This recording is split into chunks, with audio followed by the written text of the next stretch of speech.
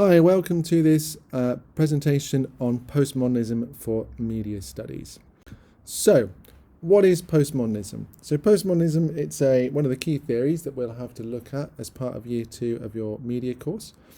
And it may well be a term that you've heard in some of your other subjects, in art or possibly in sociology, other ones as well, possibly in politics. But it is notoriously hard to define and can mean slightly different things to different people. That in itself is quite a postmodern trait, as we shall get on to. What I'm going to try and talk to you about today is sort of try and draw some of the themes that are common within postmodernism, and hopefully if you have come across this term postmodernism in any of your other subjects, you'll be able to see how it connects and where the parallels are. If you haven't studied postmodernism before, don't worry. Strap in, it can be a bit of a headache, but we shall try and do what we can. So first of all, let's just think about what these two words mean, post and modern. Well, post, you might think of, if you're not thinking of a wooden post in fencing, hopefully, then we'll be thinking about after something. Postnatal care is the care that someone gets after a birth. Post-production is the stage within a media product's life after the production stage. So it's the stage when they do all the editing. Post-traumatic stress is stress that might be a result after a traumatic event. And then modern, well, we're thinking about contemporary, current, up-to-date, now. So this term, postmodern, seems slightly oxymoronic. How can something be after now? Well, modernism in this sense actually means something slightly different. Modernism is, or was, an intellectual school of thought from art, literature, architecture, philosophy and elsewhere, and had a very far-reaching impact upon society and culture. It followed other movements that you may have heard of, so we're talking about things like Renaissance, Enlightenment, Impressionism, Romanticism, Expressionism, Realism. There are other movements in music and art and literature as well. And as with all of those other movements, what the people behind it were trying to achieve was they were looking for answers. They were looking for new ways to try and understand the world and life itself. They were looking for the meaning of life, if you like, in some ways. Trying to find out what it was all about.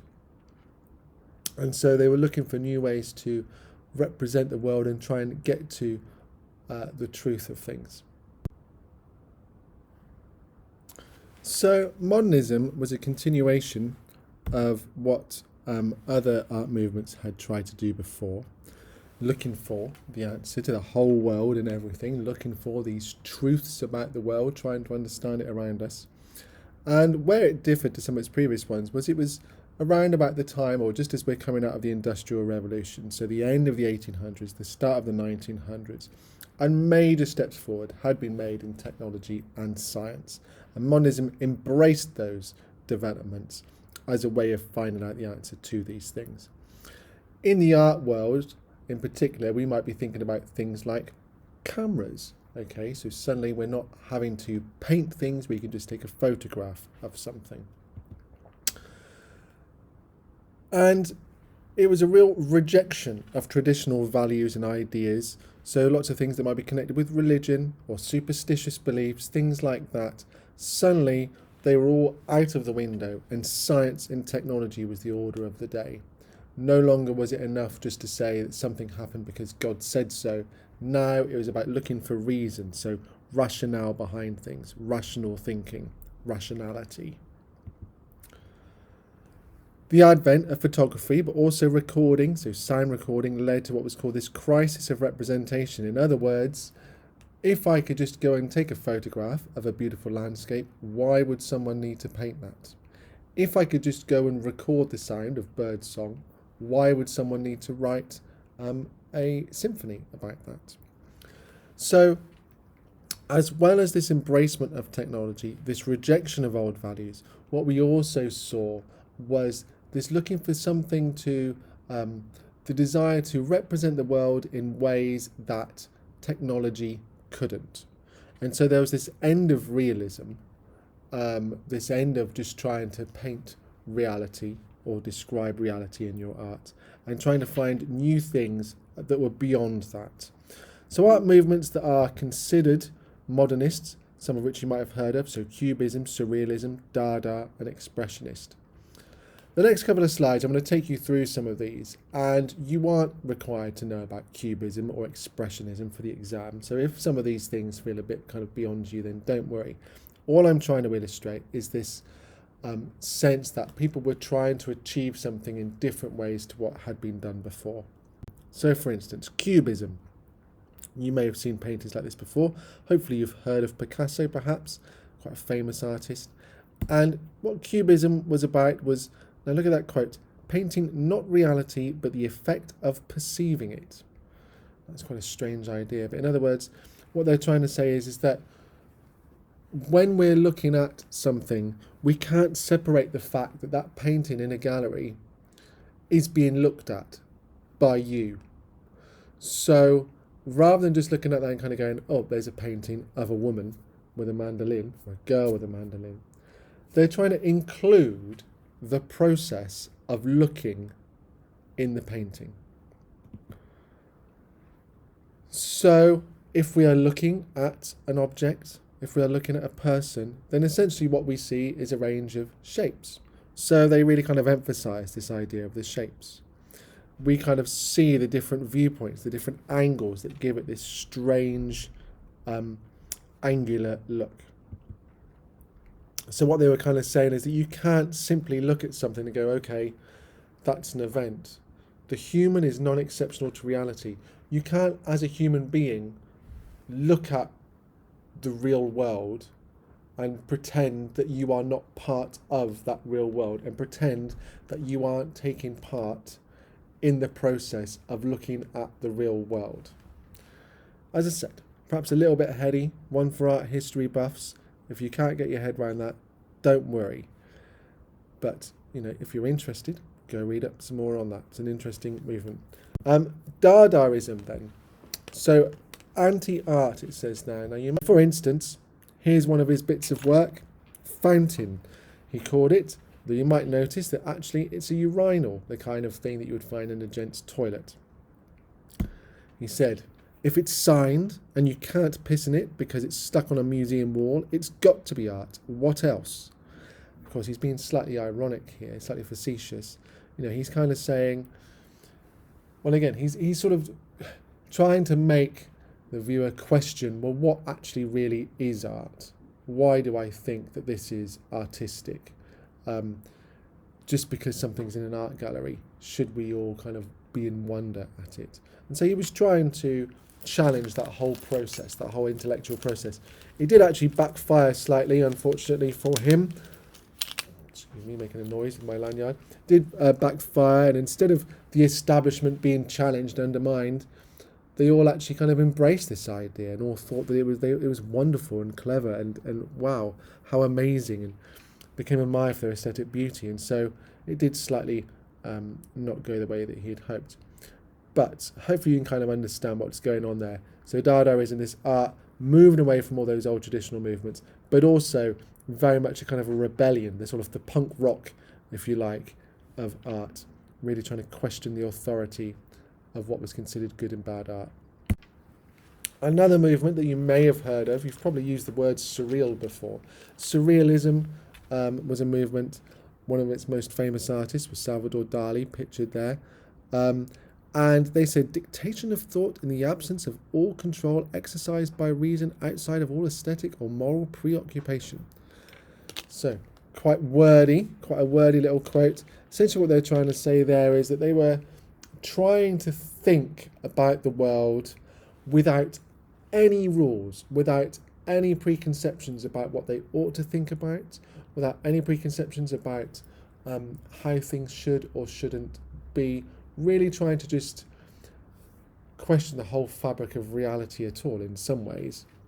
And what Salvador Dali actually did was he did something called a paranoid critical method, where he effectively tried to self-induce kind of hallucinations. He used to do it by, I believe he used to do it by sort of trying to go to sleep, but then kind of keeping himself awake somehow so that he would sort of be able to paint his dreams. Lobster telephone. There is a lobster on a telephone. That's one of his sculptures. I think you can go and see that in the Tate, Liverpool. And this is one of his paintings, swans reflecting as elephants. And you can see the sort of dreamlike quality of that. You're probably quite familiar with his painting style. A lot of his paintings are quite famous. They've also been sort of spoofed by lots of people as well. Here are some more there as well. You might have seen he's quite famous for his melting clocks. So, Salvador Dali and the Surrealist movement. Moving on then, there was then pop art, and you might have heard of this idea before.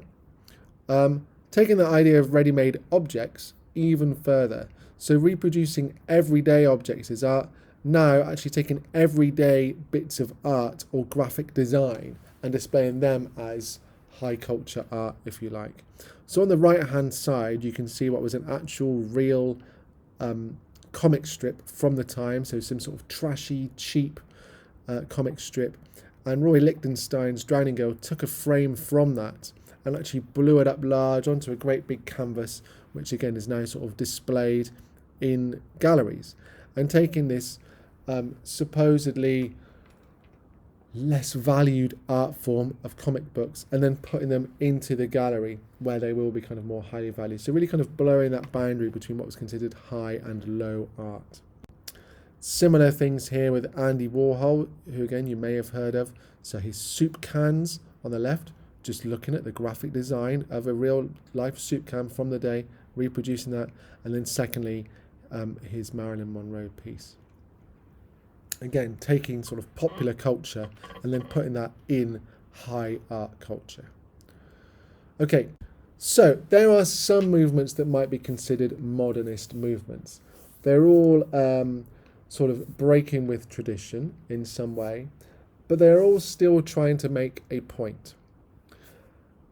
When talking about modernism and postmodernism, there's a lot of disagreement about where one becomes the next, and some people will argue that actually they're the same thing, that postmodernism is just a continuation of modernism. But the term post is significant because it's actually kind of this idea of pushing back and rejecting an element of modernism as well. So yes, it has lots of similarities. It continues many of the same ideas of modernism, but it does have several key differences. So postmodernism continues the ideas of rejecting religious institutions and Enlightenment thinking and so on. But rather than where with modernism you still have this idea that there is a point to everything, that there is an ultimate truth to be found, postmodernism rejects that idea all completely and just writes off the whole idea of truth. There is no such thing in objective meaning. There is so postmodernists it's kind of defined by this disbelief in the idea of objective meaning. From a postmodern point of view, there is no such thing as truth, only individual ways of interpreting the world. So some people call this relativism. So the idea that what you believe in is relative to who you are or where you're from or what your point of view is. And the whole point of this is about challenging any sort of sense of structure, any sort of sense of authority, any of the accepted norms within society. So you can kind of see there the two cartoons that might help illustrate that idea a little bit more. On the left, the pre-modern era, where it's kind of because God put it there, and that's the way it always has been. So just the belief that in religion being the reason for the world. Modernism, rejecting that idea, but still feeling like they can get to somewhere. There's still kind of onwards and upwards. It's all about progress. But then postmodernism, just kind of doing away with the idea of rules and structure and sense at all. The cartoon on the right there. Modernism, I am a genius. Postmodernism, the category of genius is a theoretically untenable cultural construct. In other words, the category of genius is, in theory, something that will never be achieved, and it's just because of something that has been artificially created by our culture. So postmodernism, so Jean-Francois Lyotard there, simplifying to the extreme, I define postmodern as incredulity toward meta-narratives. incredulity being like disbelief, meta-narrative being this word for there being some overarching story that explains the meaning of life, that explains the world. And so postmodernism is this idea that actually, do you know what? There is no big secret to life. There is no grand story to everything. Okay? All of those ideas are nonsense. All other theories are rubbish. So, according to postmodernists, any theory that makes claims about universal or underlying truths is just missing the point. For them, the point is that modern culture is so fragmented, so diverse, so full of differences that no unified theory could possibly explain such a melting pot. Okay, the world is just such a mixture of different things. How can anyone really claim to understand all of that? Postmodernism is therefore about challenging the very notion of truth and challenging these so-called social constructs. So that might be a term that you might have heard of in sociology, for example. The idea that lots of the accepted truths about the world are actually just artificial things that we have created and rules that society have created for us, but we all kind of happily fall into. An example of this might be something like gender binaries, for example. So we're talking, that's quite a kind of a topical issue. Historically, there's always been this idea of male and female as being the two gender identities. And there is lots of questioning today from, for instance, the LGBTQ plus community, now sort of saying that actually that is just a social construct and that actually people shouldn't just have to belong to one of those or the other. People should be free to be whatever gender they choose in between, and that the idea of categorizing people into these constructed groups is completely arbitrary. So it challenges this very notion of truth, challenges these arbitrary cultural rules, boundaries and structures that have been put in place and accepted as natural and or necessary, but are in fact not. So postmodernism, all about this kind of undermining of any rules. And so in doing so, lots of postmodern products, lots of media products that we would consider postmodern are called postmodern because they're often about playing with the rules, playing with boundaries, kind of bending and breaking them, and questioning any sense of what is right or wrong or correct or incorrect. So that is something that we're going to be looking out for if we're thinking about whether a media text is postmodern, are they kind of bending rules, breaking boundaries, and questioning the established order of things. An example of that is here. Okay, so one of the things that we see with postmodernism is this mixing up of high and low culture. So things that were once regarded as highbrow, so things like art galleries, opera, certain types of literature and things that were kind of considered perhaps for the upper classes and for the more intellectuals, are now being mixed up with what would be considered low culture, kind of pop culture, trashy culture, everyday culture. So the top right there, I don't know whether you can see in that picture the people standing in the back, but we've got a giant statue of what you would probably recognise to be a balloon dog, the kind of thing that you might find at children's parties, but that's being displayed in a gallery alongside other bits of work. Going to the bottom left, you can now buy a Lego set of Andy Warhol's Marilyn Monroe. So in one instance, you've got an everyday low culture element such as the balloon dog being displayed in high culture environments. And in the other section there, you've got a low culture product, Lego, it's just a children's toy, presenting or kind of mixing up with high culture when it's kind of turned into pop art. Jerry Springer, the opera, that is a real opera, a very rude and I think very funny but very blasphemous opera about the Jerry Springer show. I'm not sure if you would remember what that was. It's a bit like, well, it's like an American version of the Jeremy Kyle show, if you remember what that was, but a sort of a chat show with guests and lots of kind of outrageousness on it. But Jerry Springer, the opera, whilst it was a comedy, it was a bona fide opera with opera singing, with opera songs, completely done in the form of an opera, but based upon a kind of American chat show. Underneath that, you can see a giant outdoor sculpture of a clothes peg. So again, the art world kind of mixing up everyday objects. And in the bottom right-hand corner, an orchestral concert of video game music. I think they're called the Zelda Orchestra or something like that. But once upon a time, concert orchestras would just be playing the classics. Increasingly, we're seeing concerts that play pop music, that play film scores, and in this case, video game music. So mixing up the two worlds again, breaking boundaries between high and low culture. Okay, so postmodernism, blurring boundaries between two different things. So another way in which texts might break boundaries is through their own self-awareness. Rather than kind of just being a media product, they kind of draw attention to the fact that they know that they are a media product.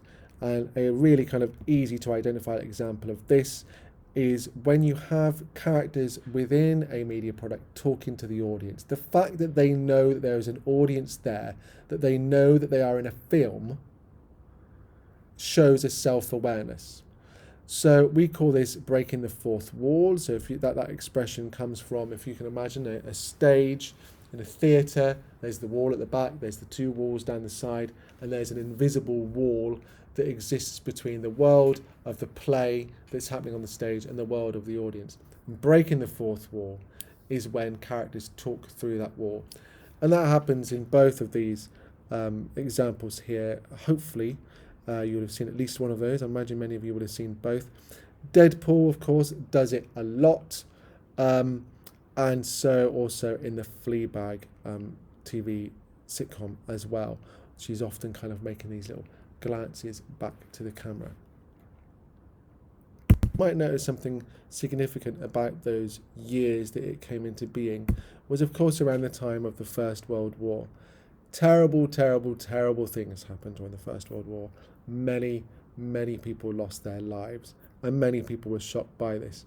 And of course, World War I happened as the result of politicians, of thinkers, having strong beliefs and believing that they were right and that other people were wrong. And it wouldn't have just been politicians, it would have been other kind of highly respected thinkers of the day, including within the art world.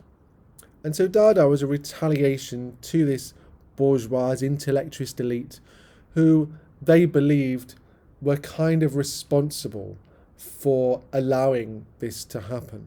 And so they were rejecting the elite thinkers of the time. There were a real kind of pushback against them and the art world. And what you had were artists, so people that were, if you like, kind of classically trained artists, suddenly trying to undermine and challenge the whole idea of art at all, and whether we should be going around and saying and lavishing praise upon these things in galleries.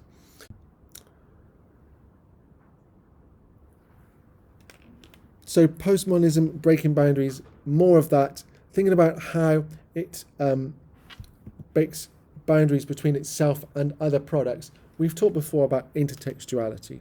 So when a media product breaks the boundary between itself and other media products by making reference to other media products. This can be to add realism. It kind of shows that the characters perhaps live in the same world as us, and so they've kind of consumed the same media as us, and that makes it somehow more believable. So the screenshot I've got there is from the Avengers Endgame when they're talking about time travel. And as they're talking about time travel, lots of the characters have based their knowledge of time travel on other science fiction films, in particular Back to the Future.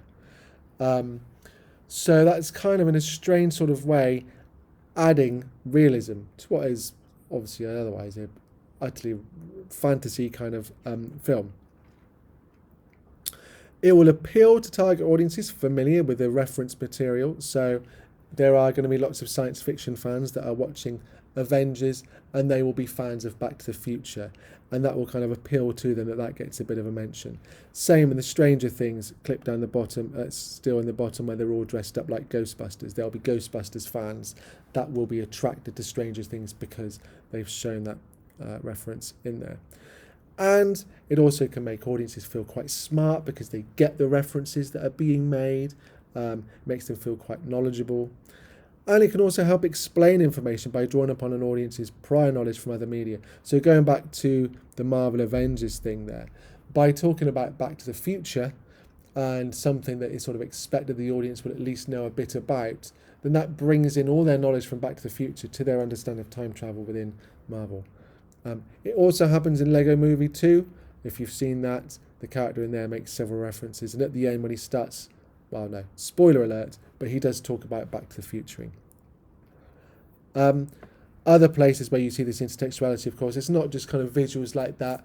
Happens throughout music a lot now. So hip hop and dance music in particular, sampling other people's songs in their own songs, making intertextual references. Sometimes it's known, it's a familiar sample to people and they kind of will like it because, oh look, they're sampling that song that I like. Sometimes it's just kind of stolen because it's popular.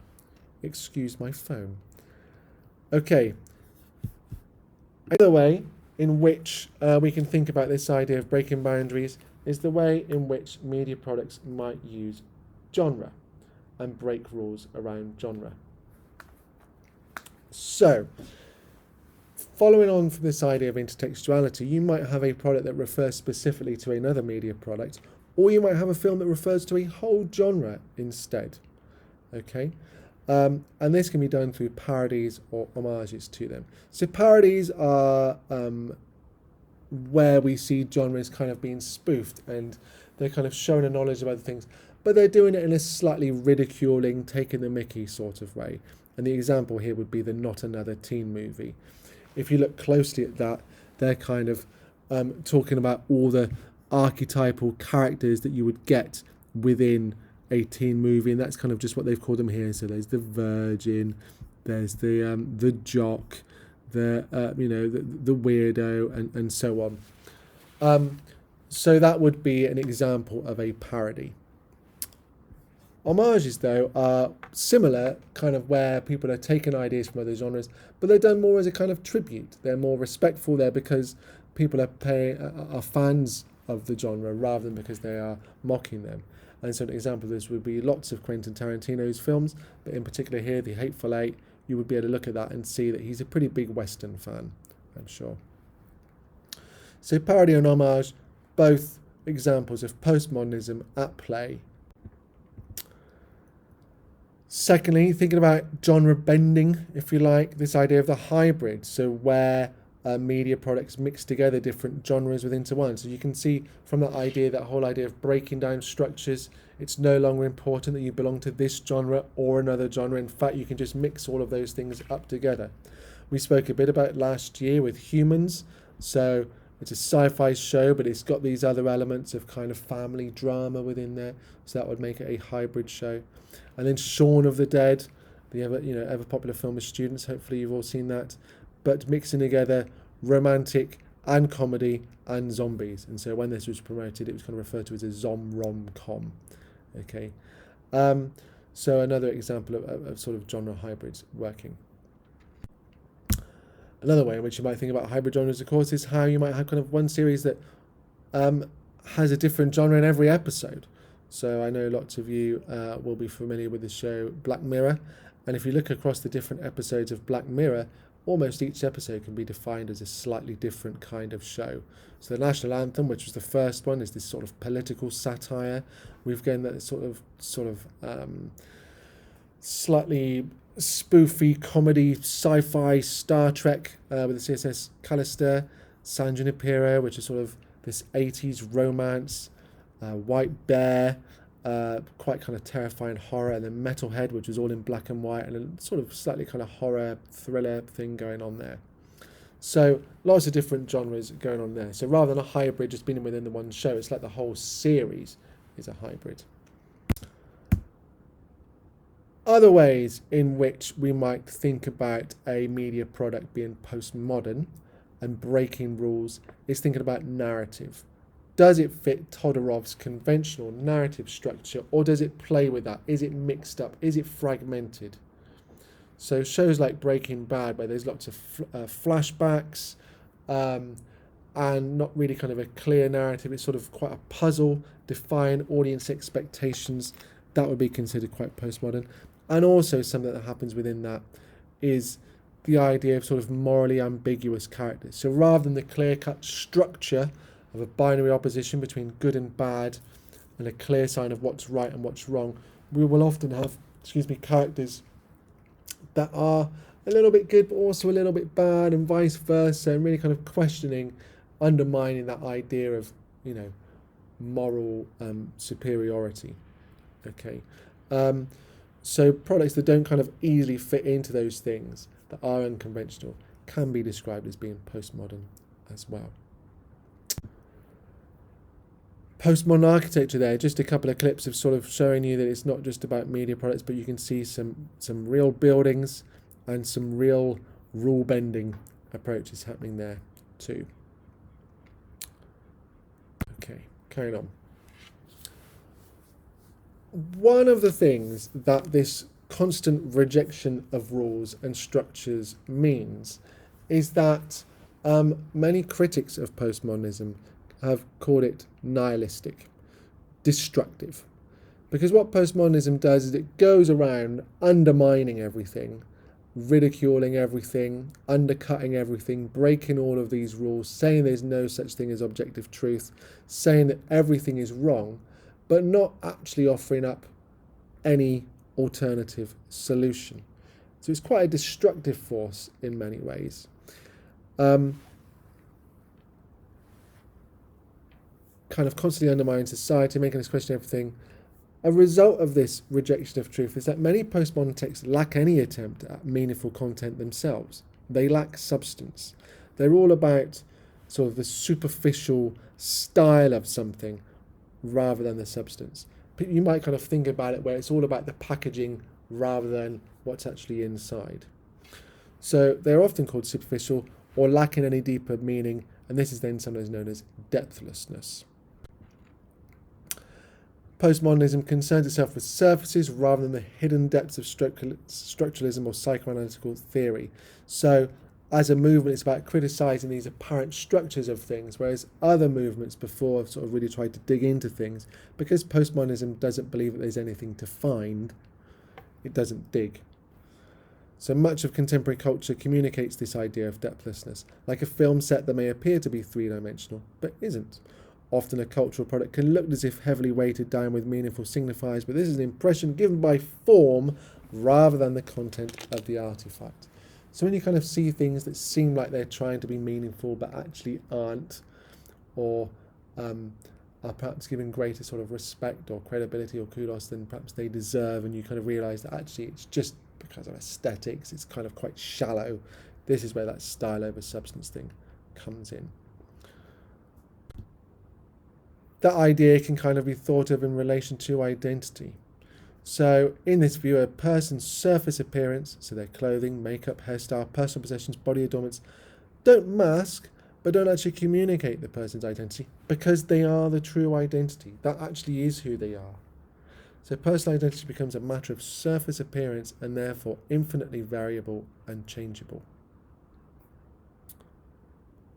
So you might have kind of talked a bit about postmodern identity elsewhere in sociology and things like this. But the idea that essentially identity isn't kind of who we were born or who we are on the inside, it's how we choose to present ourselves to the world. But actually, if that's how we choose to present ourselves to the world and that's how the world sees us, we actually kind of become that identity. That kind of makes sense. Okay, media saturation is an idea that we have spoken about before. And this is the key theorist from the exam board. So this is where we kind of really need to start thinking about what's being said. French philosopher Jean Baudrillard noted that we live in an era of media saturation in which we are bombarded with information and signs. Okay? If you kind of go back 200 years, 150 years, maybe just 50 years, the amount of information that people were receiving through the media was so much less. Only a couple of channels on TV, radio, maybe a couple of newspapers. Now, social media, the internet, thousands and thousands of TV channels and radio stations, advertising hordes and boards everywhere, overwhelmed by information, all these signs. We are saturated. We are full up with media. This is partly because technology has made it easier than ever to create and reproduce and share information.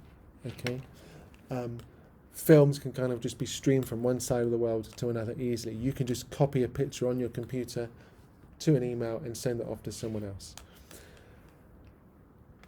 Whilst it's got easier to create and therefore reproduce and share information, the boundary between what is real and what is a copy, what is true and what is fake, what is meaningful and what is meaningless, has also become increasingly blurred. He said, "We live in a world where there is more and more information and less meaning." That kind of relates to the idea about depthlessness, that we can see more information. We've had access to more information than ever, but we're so overwhelmed by that. We don't kind of really know quite where to begin, and we don't know what to trust. We don't know what's accurate and what isn't. And so that abundance of information kind of somehow becomes less meaningful.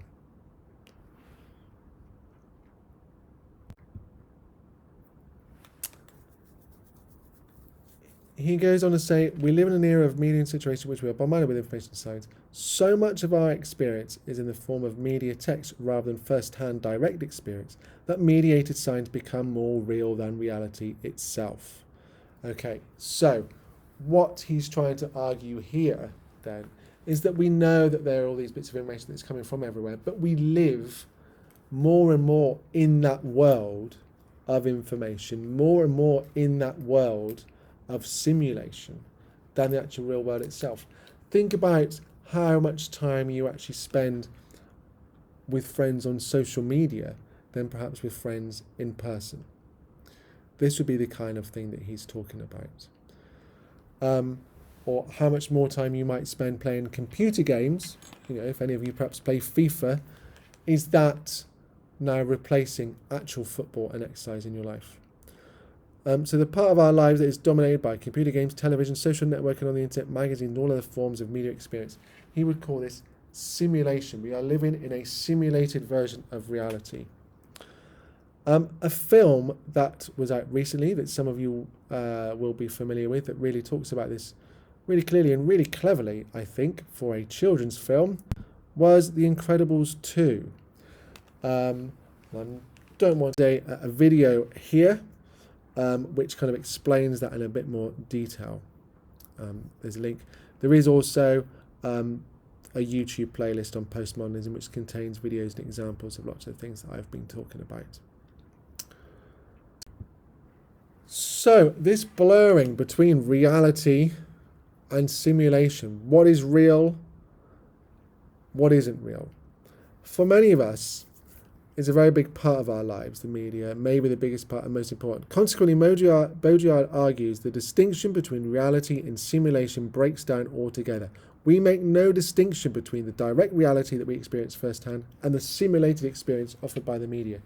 This blurring down, this breaking down of the boundary, he calls implosion, where the boundary between reality and simulation has imploded. Finally, we get to the stage that he calls hyperreality, where the difference between reality and mediated experience hasn't just got blurred, the image part has got the upper hand. This is hyperreality. In other words, we prefer the copy of reality. Once we went to the media to find out about the real world, now the media is actually the real world, or now the copy of the real world has become more real to us and is preferred by us. So some examples that Jean Baudrillard talked about when he was writing about hyperreality, and he was writing several years ago about this. He talked about Disney World. Okay, you go to Disney World and there's a castle there. Now, I'm sure there's lots of kids that would much rather go to the Disney castle than to actual real castles. That castle's supposed to be an imitation. of a castle, but it's more desirable. It's a refined, it's a perfected version of it. The whole idea of Disney World is this sort of hyperreal experience where they're creating this artificial sort of city, I suppose. Betty Boo, now she's the cartoon character on screen. I don't know if any of you are kind of familiar with her, you might have seen that place before. She was a cartoon, actually started I think in the 30s and 40s, and she was at the time modelled on an actress called Helen Kane, who was famous at the time of modelling, but then kind of disappeared and is no longer so famous. And so the copy of her, Betty Boo, is more famous than the thing that she was copying. And nowadays, we perhaps don't even think of Betty Boo as being a cartoon character. I think I see her on lots of kind of like clothing branding now. So it's kind of started to become a label, if you like, a bit like kind of Hello Kitty and stuff. So the copy has become more known, more real, more familiar than the thing it was copying in the first place. A sports drink of a flavour that doesn't exist. I don't see quite so much of this anymore, but we used to kind of see, and have a look for these, you might kind of see these in the newsagent when you're kind of out and about, flavours of things that aren't real, but somehow we kind of go, oh, that sounds nice. Mountain Dew doesn't taste like Mountain Dew. I'm not sure if that's supposed to, but you get the idea. A plastic Christmas tree that looks better than a real one ever could. So of course, a plastic Christmas tree, initially a substitute of a Christmas tree, initially something there to replace it. Now that becomes a thing that people perhaps prefer. We're kind of seeing, these kind of different, purple and green, of course you get green ones, but purple and blue Christmas trees, often with lights embedded in them. And those perhaps being the things that people prefer. Photoshop models touched up on a computer. So the versions of beauty that we see in magazines aren't real, but they are the ones that we start to aspire to be like. A well-manicured garden. So the garden, our nice little kind of natural living space, but often we don't actually let it be natural. We kind of construct it within certain ways. It's kind of just an imitation of nature, because whilst we want to be near nature, we don't actually really want to be that near nature. Then finally, pornography. Sexier than sex itself, he said. So pornography, initially, if you like, kind of a substitute for sex, now perhaps in some ways becomes more sort of attractive or desirable than the act it is supposed to be imitating. So reality becomes redundant, and we have reached hyperreality, in which images breed incestuously with each other without reference to reality or meaning. Okay, just let that go in a little moment. So increasingly, we don't really think about where the copies of things come from. We're not interested in the original source of things. We're just interested in the copy of things.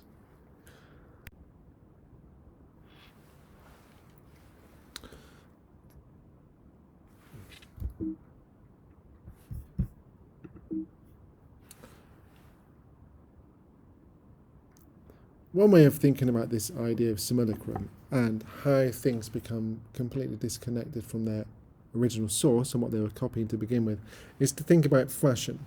So there's a picture on the left there of some quite expensive ripped jeans, and you can buy these jeans ripped new. Once upon a time, denim was actually simply just a cheap to produce, hard-wearing fabric for manual labour work. Okay, it wasn't a fashionable thing, and it was just simply what factory workers and so on would use because it lasted well and it was cheap to produce.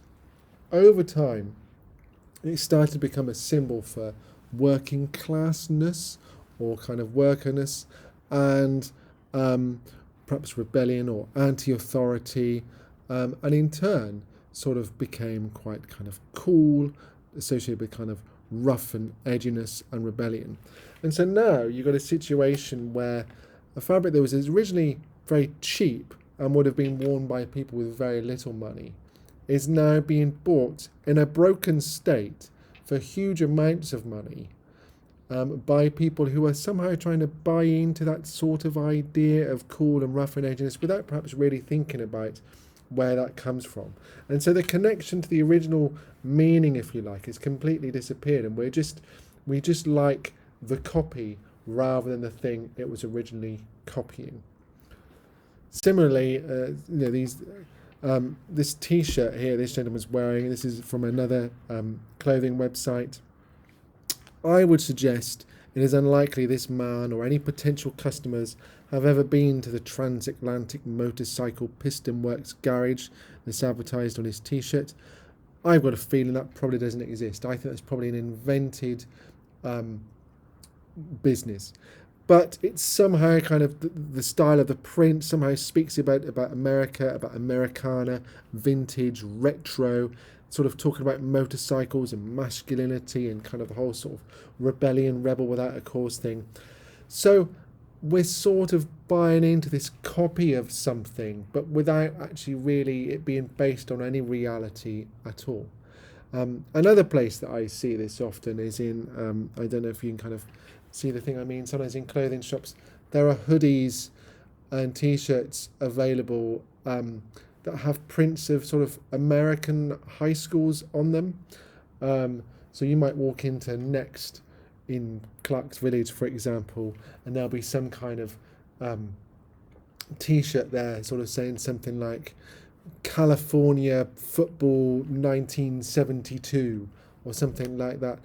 And I always just find that's rather strange, because when you're buying that, are you kind of saying that you were a particular fan of that? Are you trying to pretend that you went to that school? What are you really buying into? Or is it just buying into this sort of Americana culture? I mean, I find it unlikely that somewhere in California there are people wearing T-shirts saying Strode College football team 1986.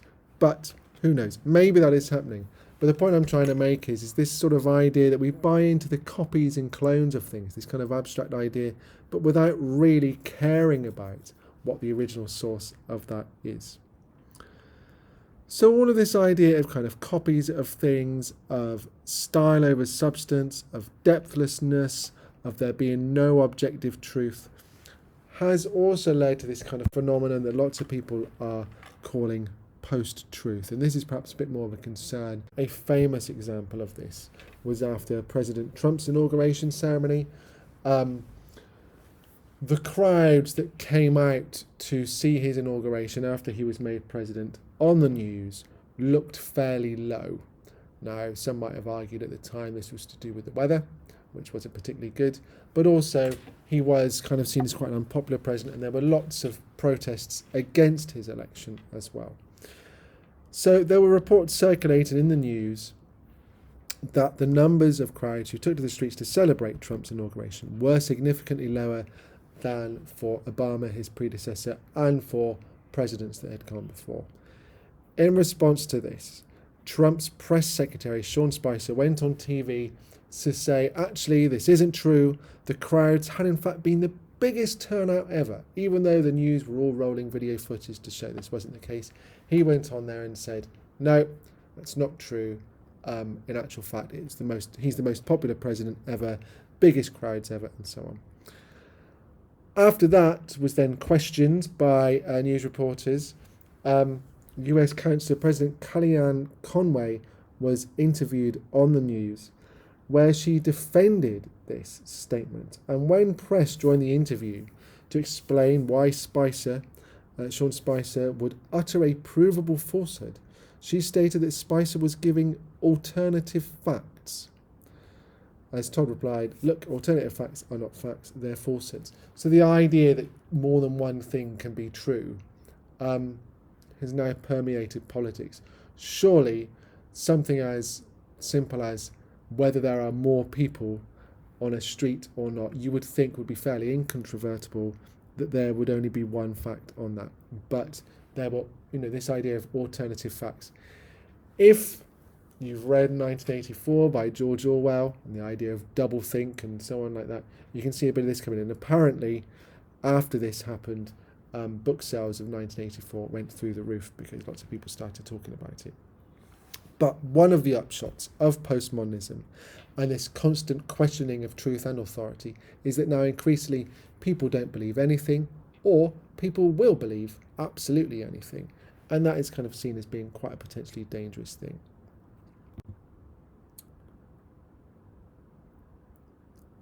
Okay, there's a video here that talks a bit more about that, which can be accessed through the YouTube playlist as well. Bringing this all together then, so in terms of Jean Baudrillard, he's the name theorist on the spec, and he's the one that's principally concerned with how this boundary between reality and simulation has blurred. So in postmodern culture, the boundaries between the real world and the world of the media have collapsed. That it is no longer possible to distinguish between reality and simulation. In a postmodern age, simulacra, we are immersed in a world of images which no longer refer to anything real. Media images have come to seem more real than the reality they are supposed to represent. And he calls that hyperreality.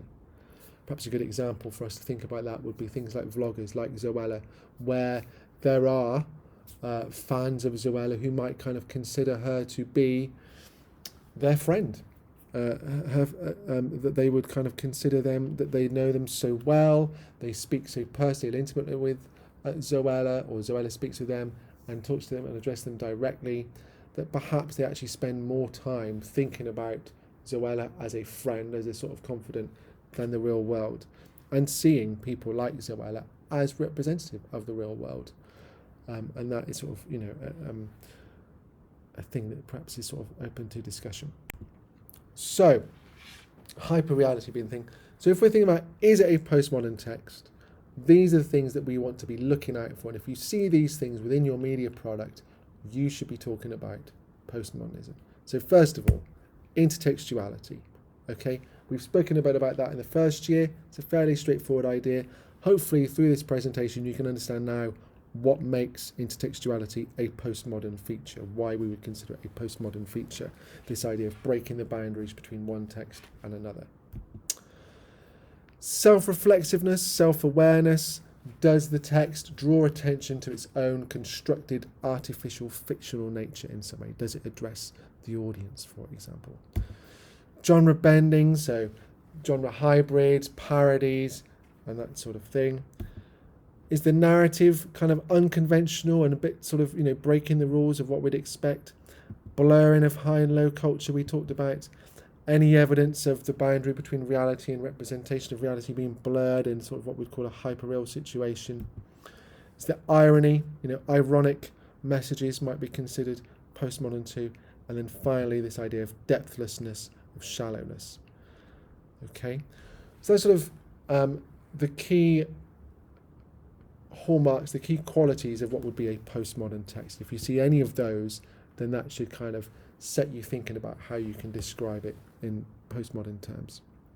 In the current kind of, when we're thinking about journalism and news, a lot of people sort of talk about this in the current political climate.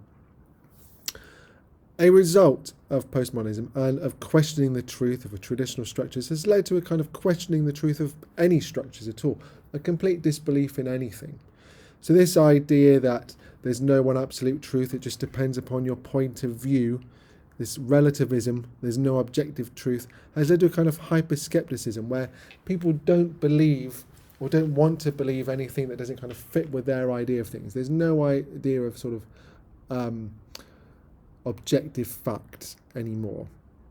This is made especially possible with the advent of the internet, of course, which with very little in the way of regulation, the ability of anyone to write anything, has led to all sorts of information being posted on the internet, on social media, on YouTube, from all different points of view, often with very little in the way of evidence. And there's a whole wide range of conflicting truths which are suddenly accessible, which has led to kind of feeding conspiracy theories and confusion. We can think a bit about the situation relating to the pandemic. And there are a lot of people that have very kind of strong feelings about whether perhaps this is all just a conspiracy.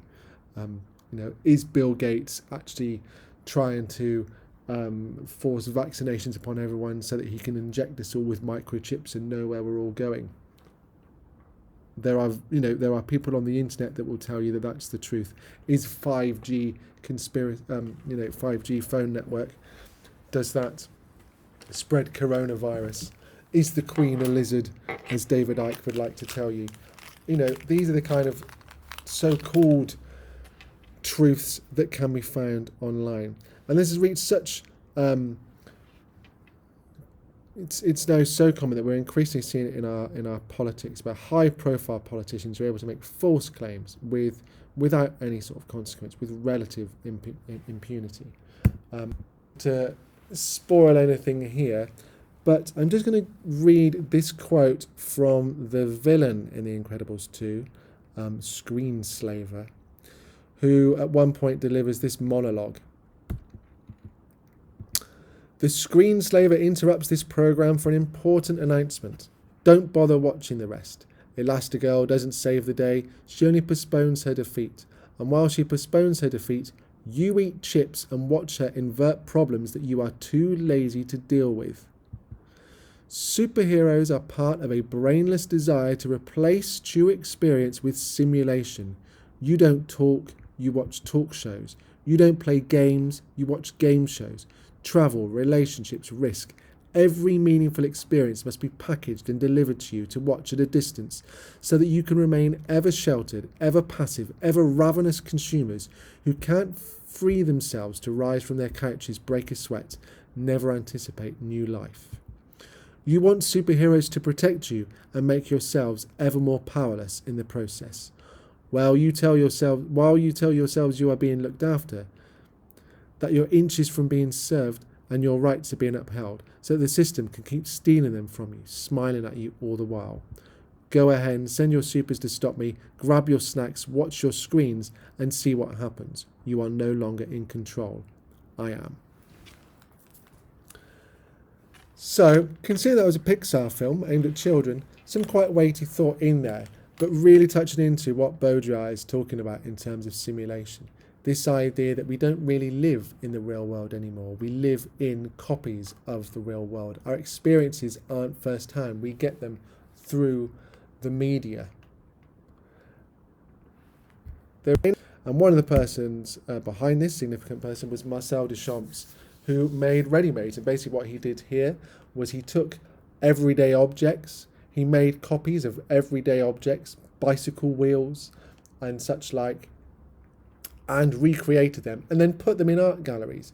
And what he was trying to do was kind of question this esteem and this respect that art was getting in the galleries. If we go to the gallery and we kind of go, oh, isn't that interesting? Isn't that amazing? And he's kind of sort of saying, well, actually, why do we do that? Does that mean that anything that's in a gallery is interesting and amazing? And so to sort of highlight that, he was taking these everyday objects that we would kind of find at home or in the street and putting them in the gallery.